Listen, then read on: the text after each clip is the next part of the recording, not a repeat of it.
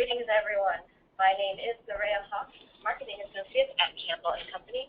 Welcome to Tackling the Next Frontier, Case Messaging for Environmental Organizations, one of many in our free webinar series this year.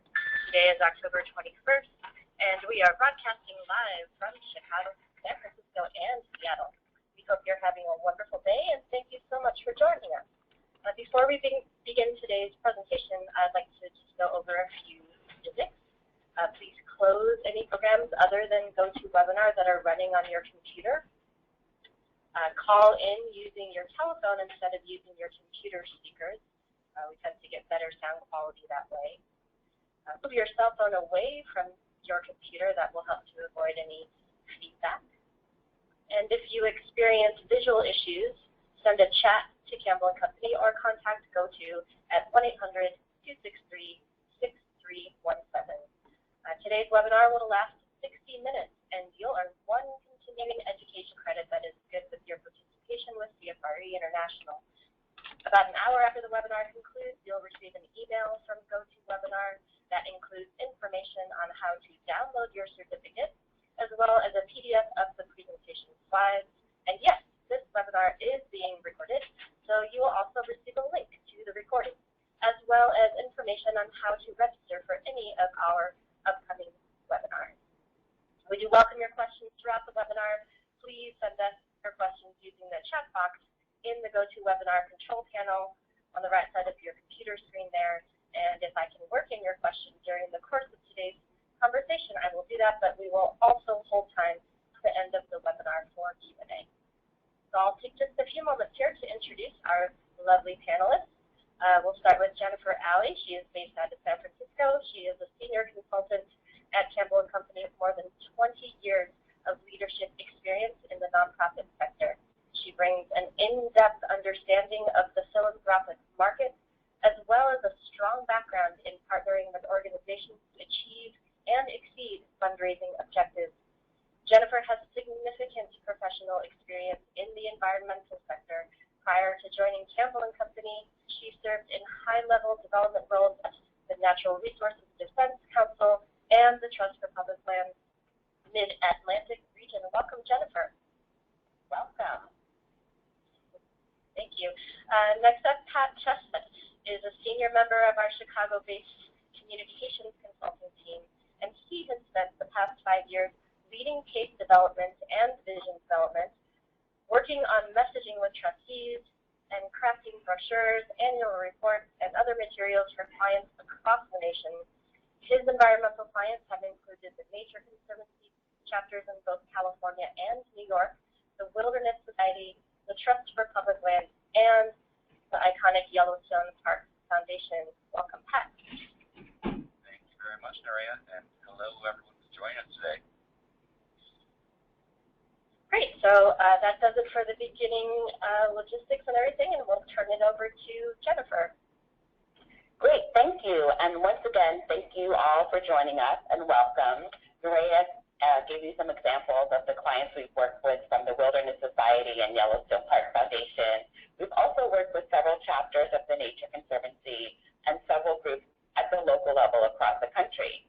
And from our experience with environmental organizations, we have a strong awareness of the challenges and opportunities that face the sector as a whole, including the need to combine a sophisticated, rational case for support for an informed supporter base with a strong emotional appeal that gets to the heart of why your mission matters. So, from our experience today and what we've seen over the last decade plus, there's been a lot of changes. So we'll be sharing what we've learned, but also some research trends that you can leverage to help you. We'll run through what's different and why now, and share practical tips to create a stronger case.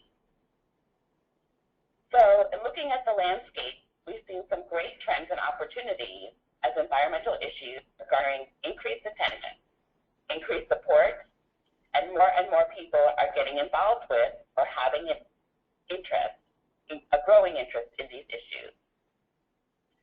So if we think back over the last decade or more, environmental issues are playing a much more central role in people's everyday lives. For example, practices such as recycling are now the norm. People are making other sustainable green lifestyle choices. One comparison we might think about when we consider the environmental movement is considering the feminist movement to the other generations. For example, women of my mother's generation identified themselves as feminists, obviously indicating their favor of equal rights for women, where in my own generation, I consider myself a feminist, but I didn't really need to use that label. And in fact, the Pew Research on millennials found that while more than 40% of people in Gen X, baby boomers, and the greatest generation, those during World War II, they identify themselves as environmentalists, while only 30% of millennials do. So we feel that supports that there's no longer a need to label yourself as an environmentalist the way that there used to be. And now, there are a lot of ways to illustrate the shift and show you what it is, but we thought the easiest way to do it might just be through a pair of images. So first, here's an image of an environmentalist from 1999. This is actually taken from an episode of The Simpsons called Horse Max. That's the one where Homer changes his name to Max Power, and he eventually falls in with a group of famous people who are trying to save a redwood forest from destruction. And what you see right there on your screen is the actor Ed Begley Jr., who's, being your typical environmental activist in the satirical lens of The Simpsons. And he tells Marge, "I prefer a vehicle that doesn't hurt Mother Nature. It's a car powered by my own sense of self-satisfaction." So again, this is the late 90s, where you can still kind of see environmentalists identified as a distinctive type. Nowadays, you're much more likely to see an image like this. This is Elon Musk. He's the head of the electric car company Tesla. And like Jennifer said, increasingly you're seeing environmentalism seen as a norm where the differentiators fall away. It's not a type you need to identify with, and as the Pew Research Center has found. What we really think is that environmental concerns aren't fading. They're just becoming so pervasive as to not be distinctive or require an identity. They're becoming much more the norm. So in other words, you're really seeing the transition from something like this to this.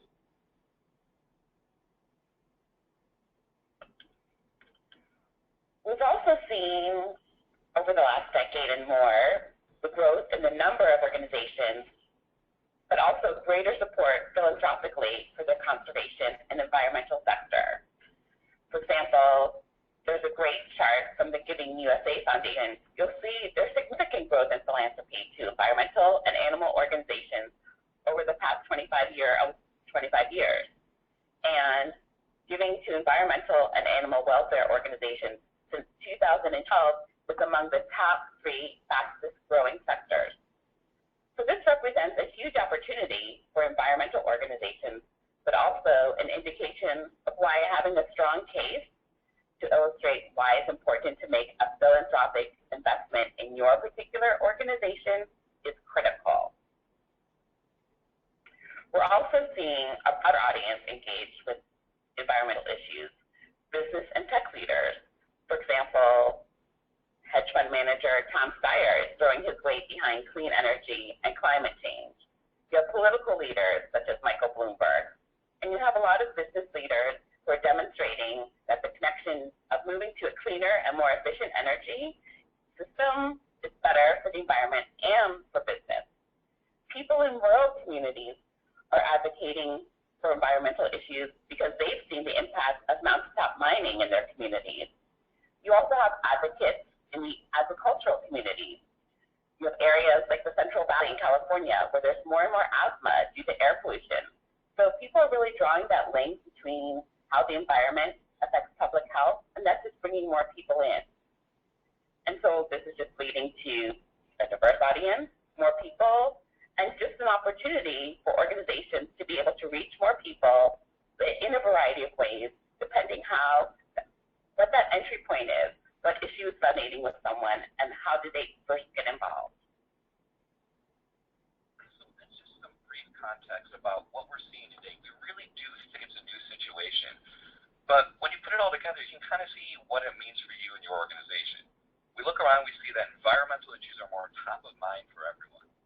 That there's more money available, coming from more donors who have more varied visions and more perspective on the issue, just more diversity in the sector and in its workers. So that means that that there's much, much more potential for your organization, but there are also a lot more organizations who are trying to tap into it. So like Jennifer said, what we think that really does mean for you, look at all these factors combined, is that your case is more critical than ever today. You really need to find ways to stand out in this context, to speak to a new, growing, and increasingly diverse audience, and to articulate what your unique role is in this landscape. And so that's what we want to spend most of our time with you today talking about. We're going to go through 6 just very practical tips. These are not meant to be the immutable word of God telling you how things are and how they must be if you want to succeed. These are just a few things that we found useful as we work with different environmental groups all across the country, some larger, some federated, some smaller, more local. Really, these are a few things that we try to think about when we're writing environmental case messages, and that we've really found in our experience help you make a stronger case with donors, help you speak to their passions, and help you get them more engaged in you and your mission and want to provide some support. So let's dive right in with the first tip. That's to know your one thing and own it. Your one thing. Because after all, that's probably why your donors came from you. Now, this is a rule that's probably a good one for any nonprofit. I would recommend it to any of my clients. But I think it's especially important to keep in mind if you're an environmental or conservation nonprofit. Because in this space, we're really dealing with these big, complex, and multifaceted topics that are kind of on everyone's lips. The environment, conservation, climate change. It's important that you help your audience, your donors, understand what your organization's role is within this big, complex context. And it's also important that you make sure they feel like they can wrap their arms around these issues. They can actually kind of see a pathway to making a difference through you. And so whenever I'm writing for one of my environmental clients and I'm trying to define what this one thing is, I kind of think back to something I heard a lot when I was working on the newspaper in college. And that's the dictum of take an angle, right? You got to make sure that you have a clear perspective on the topics and the issues, and that you give people a way into it. So, for example, are you the earth lawyer seeking to protect you to the courts? Or are you a pragmatic partner that brings diverse constituencies together to find something that really works for everyone? Are you carrying forward a legacy that still matters today? Or are you the organization that creates innovative, forward-looking solutions for tomorrow? Is your work all about the majesty of place, or is it about health benefits, whether it's health, economic, or something different altogether, that open space brings us? If you think about your donors, do they care primarily about particular places, projects, and outcomes? Or are they the type that gets motivated by broader strategic frameworks and consideration? These are just a few of the ways we've seen different organizations start to really define their role, their foundation. And they're the types of questions that we like to ask at the beginning of an engagement. Now, I do just want to share a couple quick notes and thoughts on that. And the first is that one of the big changes that we, and I'm sure all of you have seen in the environmental sector, is an increasing focus on both nature and people. It's no longer about the inherent value of nature, and that tends to be pretty true all across the sector. To use just one example, if you go to the World Wildlife Fund's website, you'll see them say that their vision is to build a future in which people live in harmony with nature. It's the kind of thing that everyone says to one degree or another and in their own way. So while it's important to recognize that donors care about the connection between people and nature and they want to hear you talk about this, keep in mind that it's not distinctive enough to be your one thing. You're going to need to figure out what's unique about the way you're viewing how people and nature are connected and what you're doing about it. The other point I wanted to make is just to remember that knowing your thing, your unique role and niche, doesn't mean you need to shy away from discussing partnership collaboration. Because we know that partnerships are common in the environmental sector, and we see a lot of times in our work in philanthropic market studies with donors, and just as we work with boards, that a lot of them really expect you to have these partnerships, and indeed they value them. So if you talk about your partnerships, we encourage you to view it as a strength. But if you do know what your thing is, your role or niche or way into these issues, it can help clarify your role within the larger nationwide effort and within the stronger coalition. So that's just the first rule. Know your one thing and own it. There are a lot of different angles you could use, and we'd be happy to talk about a few others later if you like. But just as you're thinking about this and trying to figure out how you define your niche and role, we'd recommend that above all else, you just try to know yourself, be authentic about what your approach actually is and what it is that you and your organization do best, and let your one thing drive your case. This doesn't mean that it's going to be, the only thing you talk about or the only attribute you highlight, but it really can give you a primary lens to write through so that as you're describing all your work, you consistently distinguish your organization. It really helps clarify that unique role that you play when you take on these bigger issues. So that's our first tip. And it's really a foundational one. But once you've defined your role, you have this foundational perspective in place that you keep referring back to, you're going to want to really find a way to apply it and talk about your work in a more detailed way. And when you begin trying to do that, you'll find that it creates a whole different set of challenges. Because in the environmental space, we're often talking about these huge generational issues, really complex and science-based work, and oftentimes incremental progress, where it's rarely as clear as, say, building a new building, right? So as you begin to address these, you have to figure out how to create momentum, urgency, a sense of actual tangible progress. And how do you recognize the gravity of the situation we face as a planet without going down that whole demoralizing doom and gloom path that just turns people off? Well, let's just think of it like this. Find the mile markers in a marathon. Because again, this is kind of cheesy, I know, but I like to think that there's only one way to run a marathon, and that's 1 mile at a time. So you can recognize the distance of the run, but as you go along the way, you want to highlight a solution you can enact, or the changes you can create, or the progress that you can make in the near future, which doesn't diminish the scale of our challenges, but it does make a dent in them. When you do this, it's really kind of how you let donors see that they can help solve a problem and make progress with you.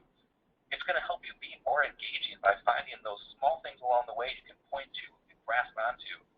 And it's also going to shift your focus to outcomes, which, as we all know, working in the sector, donors just love.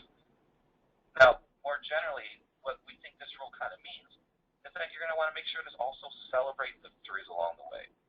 It's going to be how you maintain momentum and help donors start to see the difference that their gifts are already making for you.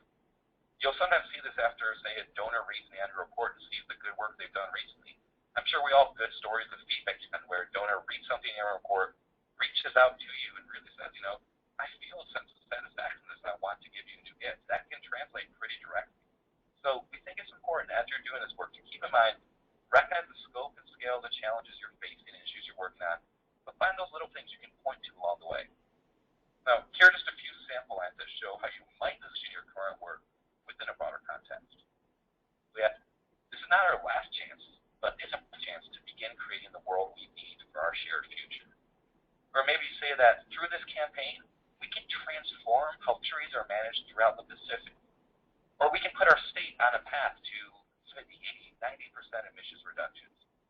Or maybe this plan we're talking about right now is going to advance our nation much closer to our president's climate goals, which call for X amount of megawatts developed on public lands by such and such a year. There are ways you can do this that really help pin down what you're doing today and position its importance within this broader context. And that leads right to our next tip, which I'll pass over to Jennifer. Sure. So outcomes mean more to donors and prospects than ever before. So while numbers matter, for example, number-based perspective, people are really looking for deeper context. What does this really mean? What's the benefit of all the hard work? So we think of it as, say outcomes, but think about benefits. Benefits to people and benefits to community. So it's really, considering are there other ways to define the outcome? What are you saving? Talk about those special places. If you're doing species work and protecting species, talk about how protecting this one particular species and how they connect to the others. Are you creating new employment opportunities, new jobs through your work? Are you the leading advocate and voice in a particular area? Have you successfully helped pass legislation? How has your advocacy work helped people? Have you been curbing air pollution? And if you save fisheries, how can you explain this benefit and its impact not just on the fish, but to people and community?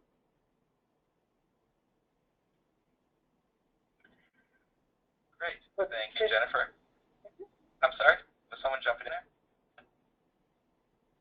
Yeah, you'll have to excuse us. We're doing this kind of cross-country, so I'm trying to run the controls as Jennifer speaks, but you might notice it's a little more fluid when I'm just kind of freestyling on my own over identifying those mile markers in the marathon you can point to, and also defining outcomes in creative ways, not just defaulting to acres saved, which can be hard to differentiate sometimes, because really, what's the difference between 1.3 and 1.7? Really trying to think of that as benefits. Now, those 3 tips are pretty foundational, right? They're how you're trying to clarify what you're saying, and they are what you need to try and think about before you even begin writing. But it's also really important to think about how you're saying it, how you're going to communicate with this new and broader audience in ways that really speak to them and hit home. And so we want to begin with tip 4, which is something that I found really useful to keep in mind as I write. And that's that people care about nature, but people love places. They love particular places and landscapes. So in other words, what you're going to want to make sure you do is tell stories and illustrate the work you're doing in particulars. Now, I know this might sound like kind of an elemental and basic idea, but it's easy to get lost as you to lose sight of this as you're putting together your case in the environmental sector. Because we're talking about so many issues and science and solutions that can be really complex and difficult to describe, but that are really central. So you tend to spend a lot of time and effort and energy on them. But it's still important to remember that if you leave these as simple as abstractions, it can feel kind of cold. They're not going to come to life to people. So if you make sure that you remember and push yourself in your materials and in your writing to get to stories and particulars, and really it'll help you bring your work to life so that it kind of clicks with the donor and sinks in. It's going to let that abstract takeaway become something real and memorable to them. And at the same time, stories and illustrative examples can help evoke that appeal nature and let a donor's emotions crop up so that they're leaning forward, they're primed to hear the message you're going to tell them because they see what it is that they care about, what it is that makes them passionate. And again, this is true in general, but we think especially important in environmental and conservation work. So here's a quote that I like that drove this home for me. Conservation work is novelistic because no 2 places are alike and no narrative is simple. That's something I really think is true, and that just reminds me of why it's so important to continue illustrating your work with particulars. Now, this quote actually comes from a kind of controversial Jonathan Franzen article in the New Yorker that I'm sure many of you read, and I know Jonathan Franzen himself is pretty divisive. In fact, when I showed this to the rest of our communications staff here in Chicago when we were testing it out, and they were like, Pat, do not put a Jonathan Franzen quote up there. You're going to turn so many people off. And I have my issues with them, and when I read this article, I got kind of upset by it as well. I'm sure many of you did. But I think it does get to something deeply true, because when I read this article, it was right after a board meeting where we were working in a state that has a really varied landscape, and an organization that has a lot of really diverse projects. We were trying to tie them together into a single cohesive narrative. And we thought we had done it pretty well. We wound up there presenting it to a big board of like 70 or 80 people, and what we heard from the trustees was it just didn't work. And it wasn't necessarily because they thought that our execution was bad or the messages themselves were bad. It was just because what they told us is it's not what they wanted to hear. They wanted to hear about the particular stories of projects. They wanted to hear what's the scientist doing in this lake right here with this species. They wanted to hear about the landscapes they knew and saw in their backyard, because that's where their passion was, and that's where they started from. And so that was important for us. We really we learned that we needed to begin where they were, which was in the particulars and in the stories. And so it was in that context that I came across this quote. And this is a line that jumped out to me as I was reading an otherwise, somewhat disagreeable article. And it struck me as just deeply true and deeply insightful. So maybe we can turn from that to just a couple of examples that would show what specifics can do for you and how they can bring a general claim to life.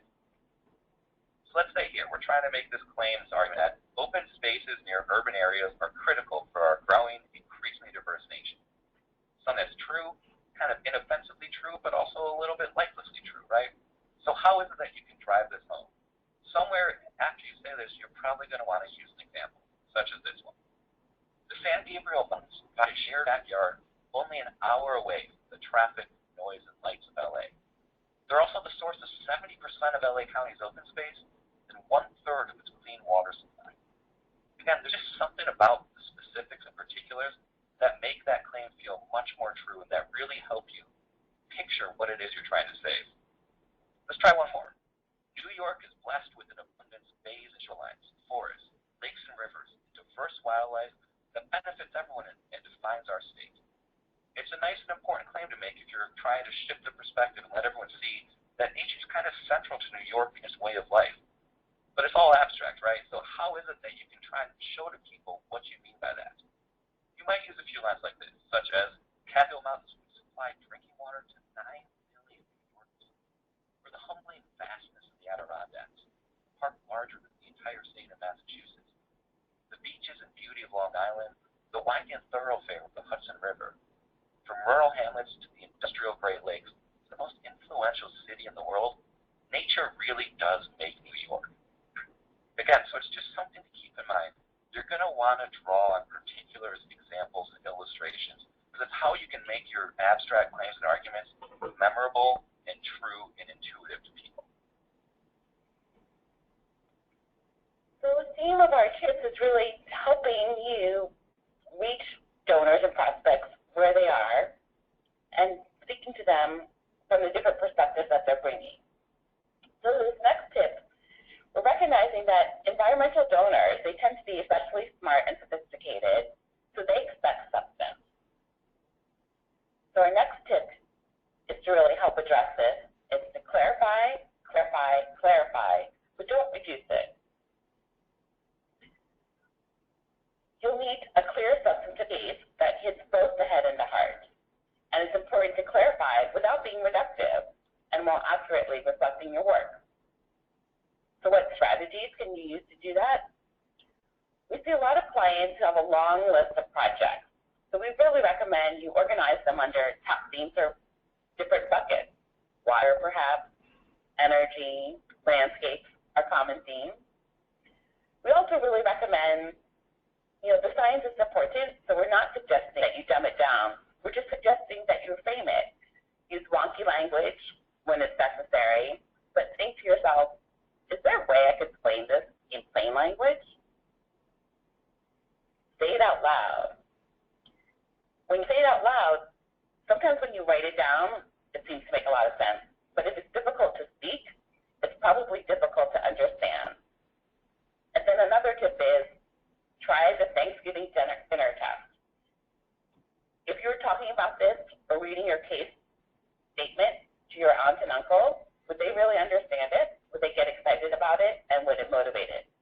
So we're not saying shy away from the substance. Just explain it. And draw an analogy if you can as well. So here's just one example of what we've done. This is how you want to clarify, address the substance head on, not in a reductive way, just in a really easy to understand way that shows clear language, clear thinking, and is entirely transparent, even to those who don't live this stuff every day like we do. It's easy to forget that the science, the complexity of it makes sense to us when we're sitting there for weeks and months on end and engaging with it. But many of our donors aren't quite as immersed in the details as us, and they need a clear window into it so that they can really understand it, because that's what they want to do. They want to engage with the science. So here's an example from our work. We were trying to explain a particular initiative that was addressing what's known as the urban heat island effect. And it was something we had written a couple times in a couple different ways, and we really just kept getting feedback from trustees that they didn't get it. They wanted to understand what we meant by the urban heat island effect. We thought we explained it, but we kept hearing, I don't get it, what do you mean by this? And they wanted to understand why it was important, why they should care. Not because they were indifferent, but just because they wanted to be supportive, they wanted to be able to explain it to their friends, and they just couldn't quite get it. So we just kept rewriting, we kept boiling it down as much as we could, and we eventually arrived at something like this. In some urban areas, the lack of vegetation to build up dense surfaces like concrete traps heat. This makes parts of the city 5 centuries warmer than surrounding areas and directly affects our most vulnerable communities. It's a significant health risk, more America's high heat wave than in all other natural disasters combined. And it's only growing worse with climate change. So you can see this isn't particularly fancy writing. We're not trying to wow you with what we're saying. It's all about being as absolutely lucid as you possibly can. Really getting to the heart of the matter in direct language that shows clear thinking and makes it comprehensible, even to someone who's never heard of the urban heat island effect and who might not understand the particular workings behind it. Now, our sixth and final tip is one that's, again, it's pretty basic, but it's just important to keep in mind because it's easy to get lost as you're working through all the complexity. And that's to remember that while words can enhance pictures, they can never totally replace them. Just don't forget how impactful one single image can be. Your words, you can, as you're writing messages, as you're speaking messages, you You can explain and clarify, and you can help pin down particular meanings or understandings. But really, when you think about it, it takes an image to capture that kind of ineffable, expansive appeal of nature. So when you're putting your final materials together, we recommend that you always remember to, every once in a while, let the pictures, let nature speak for itself. Don't try and overwrite if one image can suffice. And so I think this is one, again, it's easiest understood through an example. So let's look at one that just shows you how simply and powerfully a picture can convey an idea. So this is one that is kind of made up, right? There's this wilderness area up in Minnesota called the Boundary Waters. I've never actually been there. It's one that my boss happens to love, so I hear a lot about it. And say you're running a campaign about the Boundary Waters, right? You're trying to remind people of how special this place is and why it needs to be protected. So let's look at one description of what the Boundary Waters are. I pulled this just from a random website. It's called the Boundary Waters Service Guide. And they say, the Boundary Waters unparalleled beauty, over 1 million acres on the Minnesota-Canada border, 1,200 sparkling lakes, hundreds of miles of pure streams, roaring waterfalls, rushing rapids, towering granite cliffs. It's nice, right? It's a nice description. It conjures an image. But compare that to this. It's a simple image that's put you there, and it gets all of that immediately through to you. It gets that idea through, but also so much more. It gives you a chance to kind of, bring your emotions, your thoughts, your understandings to this. It's really, and it's doing this even with just the most basic and generic line at top. This is what's at stake. You can do so much for your donors if you just take the time and the investment to get a really great photo that shows them what it's all about, and which you can then pin down with a particular meaning. Now, that's just one we kind of made up for the purpose of this, because I thought it'd be a simple illustration, but we also have a real example. And this one I'm going to show you next comes from our work on the Yellowstone Forever campaign. Now, that was a campaign where we're trying to tie a whole diverse list of projects, kind of like the one Jennifer mentioned. We first came up with a few different themes to organize the projects. And then we had to tie all those themes together under one single cohesive narrative. And what we kept finding as we interacted with donors and volunteers was that people really cared about Yellowstone, this iconic, significant place, for different reasons. It might have been the beauty for some, the cultural significance for others.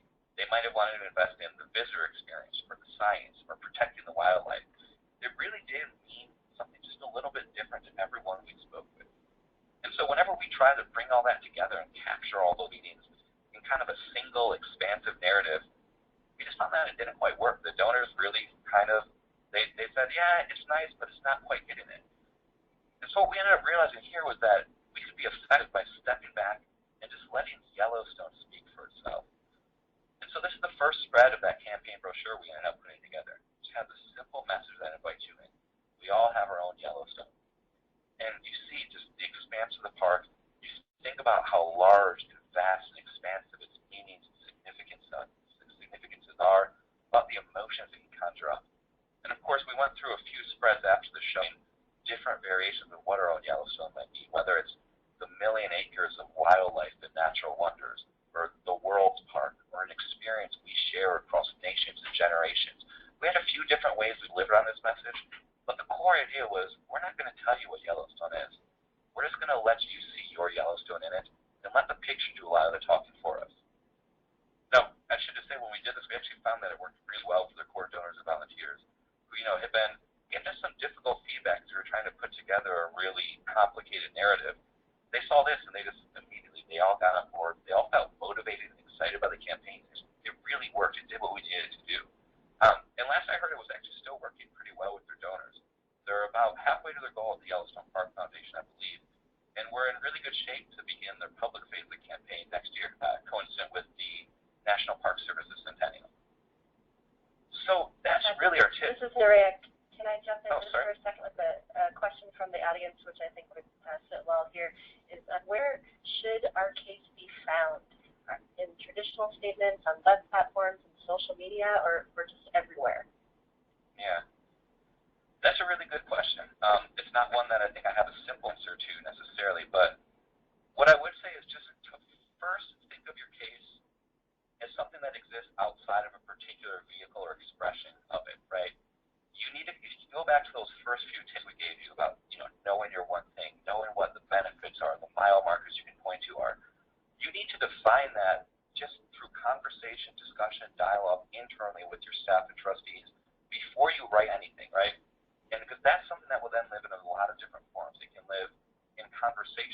donors, which is where a lot of fundraising takes place. It can live in a brochure. You can express the messages different there.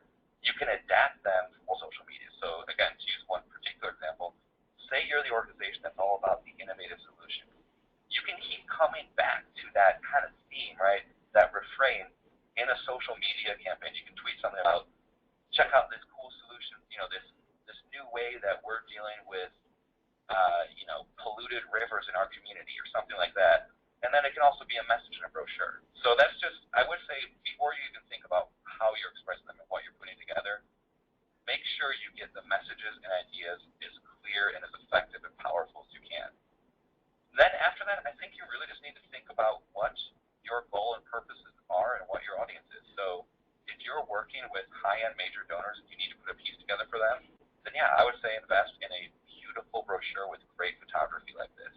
If you're trying to speak to a broader audience, the lower level donor, also kind of doing some constituency building for your working campaign, then I would think about how you might express the key ideas through something like social media.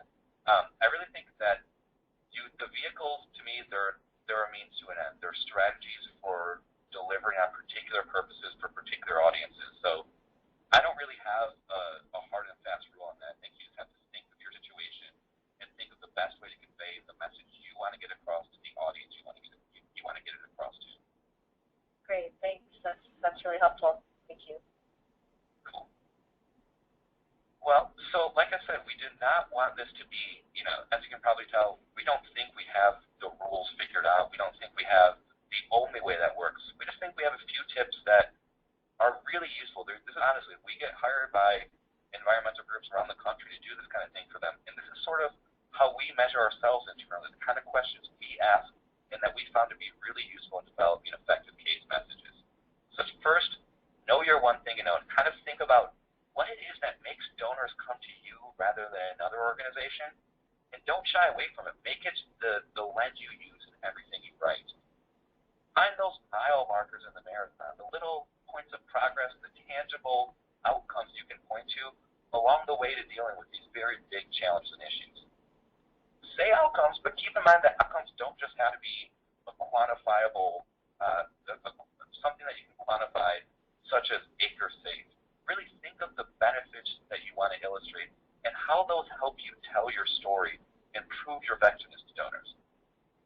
Remember in your writing that people really love particulars and places and that you're going to want to have a good illustration on hand, whether it's just something in the back of your mind in a conversation or maybe a sidebar you put in a brochure.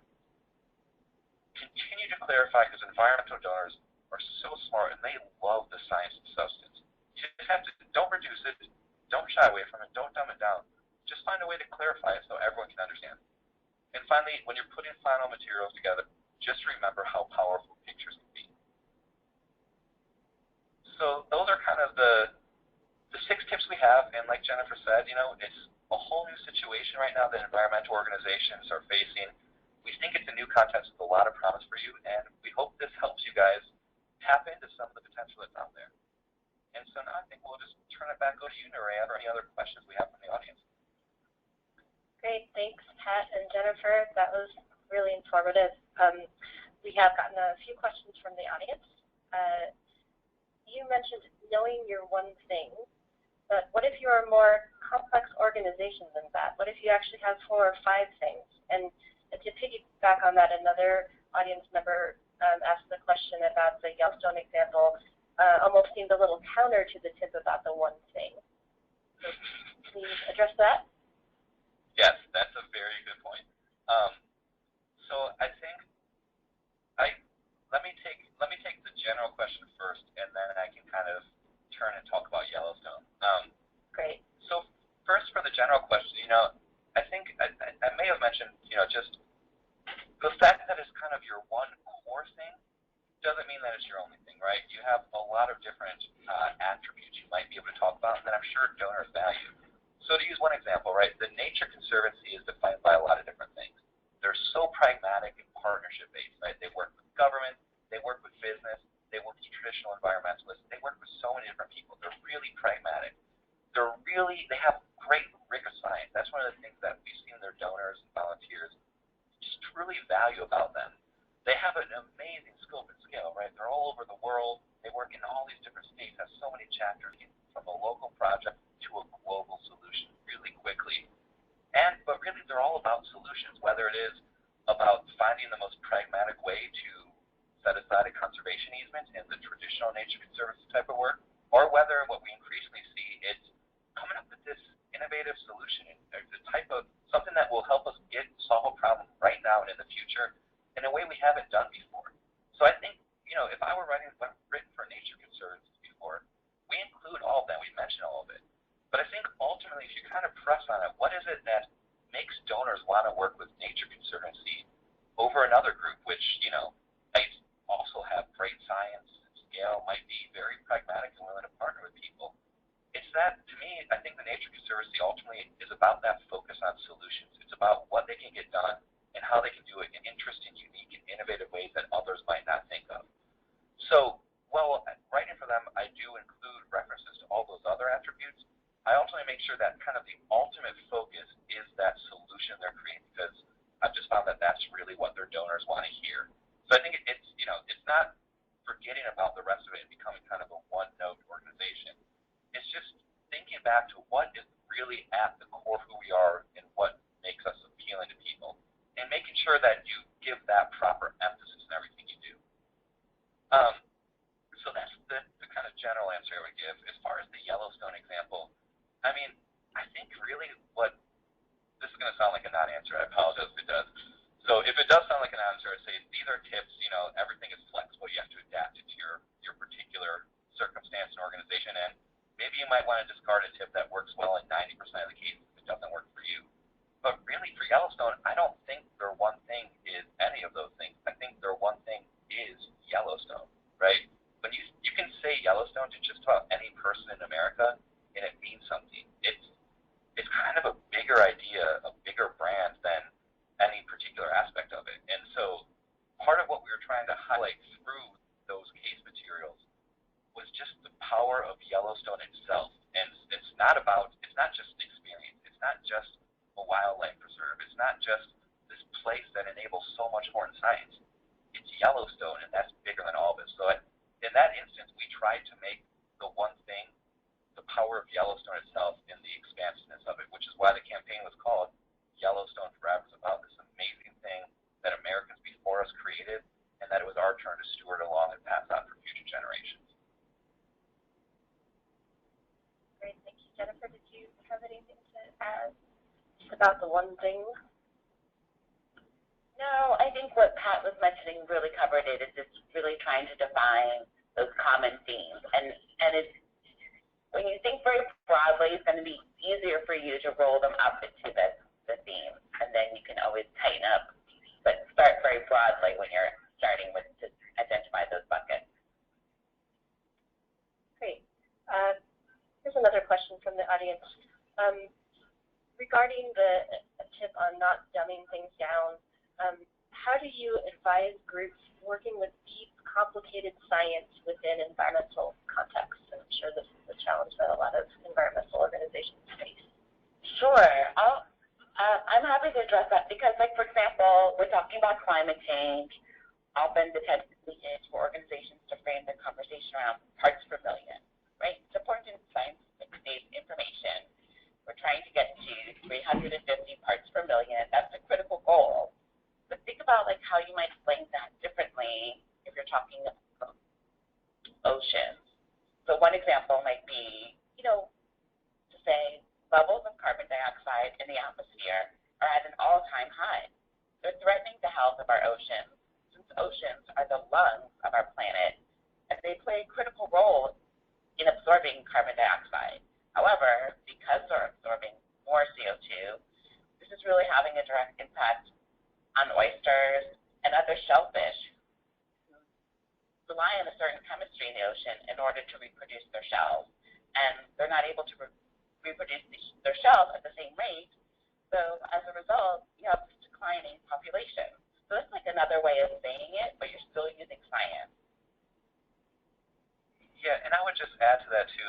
It's, just first I would go back to something I said a couple times earlier. It's just know your audience, keep in mind who you're speaking with and what you're trying to get across with them. There are some insiders who are really going to want to get into the details of it, right? You might have a board that's just incredibly intellectual, incredibly detail-oriented, but in general, I don't think you're going to find that. What you want to do with the science, I think, is, try and find a way to ask why, to explain it enough so that it doesn't just feel like you're making a claim and waving your hand and telling people to trust you, but really focus on the implications of it and why they should care.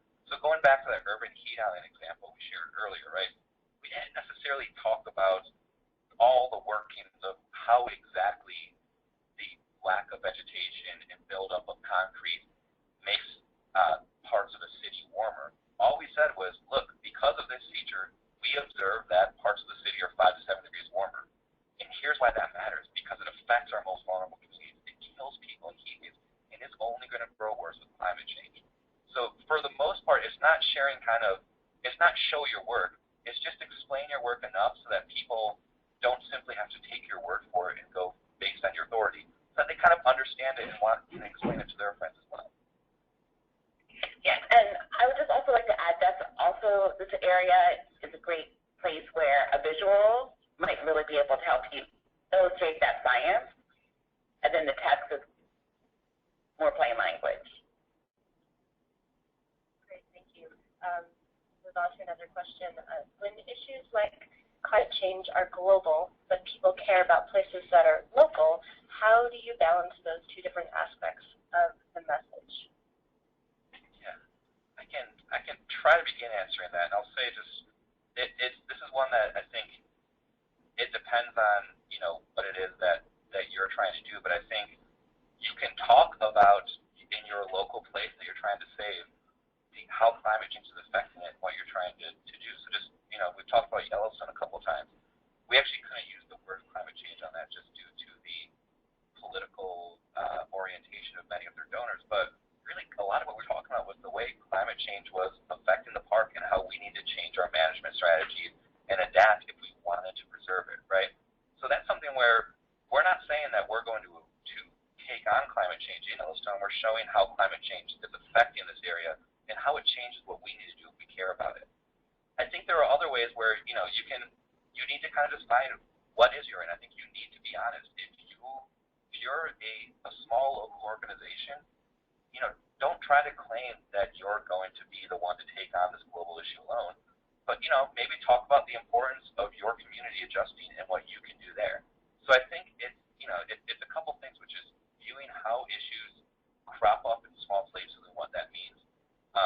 I think you can use particular local stories as just a few examples of how this global issue is affecting us and what it means we need to do about it. And then I think you can just show people how taking these small steps is an important way to begin addressing the global issue of climate change. Again, your mile marker in the marathon might be, hey, our state can set a national example of how to reduce emissions and move to a new clean energy economy. And if we do it, we can get others to follow and begin to actually make progress against climate change. So I think there are ways to do it. It's just be honest and think about that interplay, whether you're showing the global challenge locally or whether you're using a local illustration to talk about your strategy for addressing the broader issue.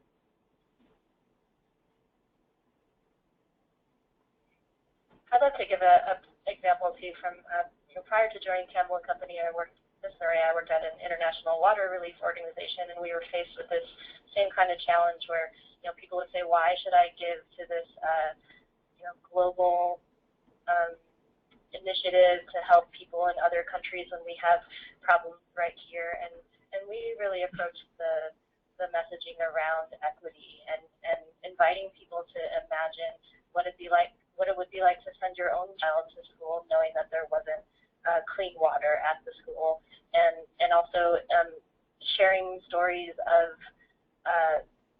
people who had adopted children from international orphanages and the health effects that they were dealing with now here in our local communities. So there are ways that you can appeal to people's just sense of equity and the fact that we are connected and that local affects global and vice versa. Another question here. For more grand sweeping projects, for example, that are intended to cover different kinds of animals over different places, how would you recommend focusing and clarifying in a way that doesn't dilute it? I'm trying to think of, just give me a second to think about that one. I think that's one where earlier on when we were showing kind of the what's your one thing, right, is are your donors motivated by particular places, particular projects, or are they the kind who really like the broad strategic framework? I think one thing is you might be able to find a few common names to kind of talk about what you're doing, and then use a few of those species or a few of those landscapes as examples to really bring it home and make it feel real. So I would try, I think this is the case where your broader framework and the broader themes are going to be what really drive your argument, what you're talking about. And then you can come home to use particulars. To use one example, right, with the Wilderness Society, one of the things they're really doing is focusing on, preserving key tracts of land that are going to link entire ecosystems together. And so it's about, making sure salmon can migrate to different streams and elk can go to different elevations on mountains and all this stuff. So we really do talk about the broad strategic framework behind it and why that's important. And then we can use a couple examples of how preserving how creating, say, a particular national monument in the Rocky Mountains will really have a sweeping impact on a number of different species by connecting the entire landscape. So I hope that gets to your question. It's sometimes hard when I have them with no context, but I think that might be what you're talking about. Great. Thanks, Pat, for that. Wondering if either of you, Jennifer or Pat, are seeing any trends in terms of giving for local, regional versus national global scale causes? And if this is something that you want to think about and we could get back to this person after the webinar, we could do that as well. Sure, that is something that we are starting to look at in terms of our work with clients, and something that we as a firm are considering what information do we not have, because the graph that we showed earlier in the presentation was for all sectors, right? It didn't break it down. So I'll definitely make a note about that because I don't have any research-based information that I can quote, but I think there's a combination of, in general, people are getting more involved locally, and so I'm going to look for some stuff to back that out because it'll be helpful for us. Great, thanks so much. And I do know just in general that we have the luxury of organizations like the Giving Institute who do a lot of research here, but it's just so much harder to get good data from many parts of the world about fundraising. But we'll definitely look into that and follow up. Thanks for that question. I think we have time for just a couple more. Here's one. How much do you really want to explain substance behind your work? Do you need a lot of detail? That's a great question. I think that one way I'm thinking about this, and I'm not sure if that's the spirit in which the question was raised, is so often an environmental organization is addressing a problem, right, trying to protect the environment. So be very clear on stating the problem, but you don't have to spend a lot of time overstating the problem and presenting ideas like solutions for what your organization is doing to help move the needle forward.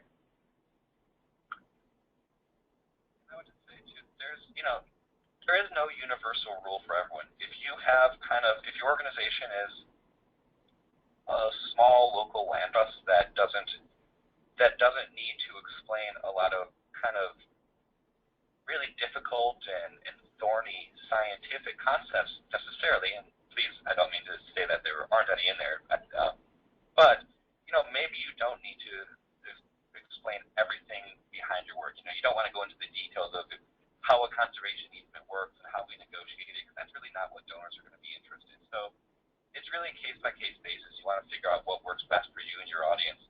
But in general, I would say that you want to explain it just in enough detail that it's comprehensible for donors, because it can be very empowering, right?